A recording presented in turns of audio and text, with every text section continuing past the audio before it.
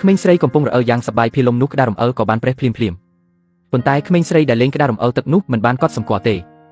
រហូតដល់នាងរើចុះក្រោមនាងក៏រកឃើញក្តាររំអិលដែលខូចនាងភ័យខ្លាចជាខ្លាំងទើបនាងប្រញាប់ប្រើដងខ្លួនទប់ទៅចំហៀងក្តាររំអិលព្យាយាមតស៊ូឲ្យតាមដែលអាចធ្វើទៅបានដើម្បីការពារខ្លួនពីការធ្លាក់ចុះប៉ុន្តែដោយសារទឹកបានបន្តហូរចុះមកក្រោមទោះបីនាងខំប្រឹងយ៉ាងណាក៏គ្មានប្រសិទ្ធភាពដែរមិនយូរប៉ុន្មានក្មេងស្រីក៏ធ្លាក់ចុះពីក្តាររំអិលដើម្បីកុំឲ្យធ្លាក់ពីទីដែលមានកម្ពស់10ម៉ែត្រ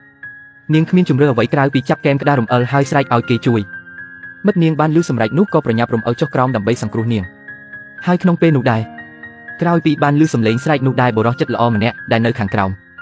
បានឡើងយ៉ាងលឿនទៅកាន់ទីនោះដើម្បីជួយសង្គ្រោះក្មេងស្រីនៅលើក្តាររំអិលកំពុងតែអស់កម្លាំងប៉ុន្តែទោះជាយ៉ាងនេះក្តីនាងមិនចុះចាញ់ឡើយនាងព្យួរនៅលើគែមក្តាររំអិលដែលបាក់រងចាំការមកជួយពីសំណាក់បុរសទាំងពីរពួកគេទាំងពីរបានចាប់ដៃក្មេងស្រីនោះជាប់បន្ទាប់មកបានប្រើកម្លាំងដើម្បីទាញក្មេងស្រីឲ្យឡើងមកលើពួកគេទាញនាងឡើងបានសម្រេចគេមិនយល់ថាហេតុអ្វីបានជាក្តាររំអិលនោះបែកបាក់ភ្លាមទេដូច្នេះក៏ប្រញាប់រាយការណ៍ពីហេតុការណ៍នេះទៅកាន់ប៉ូលីសមូលដ្ឋានបន្ទាប់ពីការស៊ើបអង្កេតរបស់ប៉ូលីស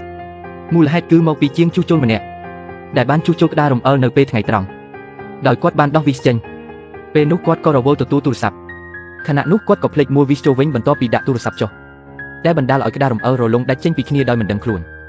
ដូចនេះបុរសជាងជួសជុលនោះត្រូវបានគេបណ្តេញចេញពីការងារដោយសារធ្វេសប្រហែស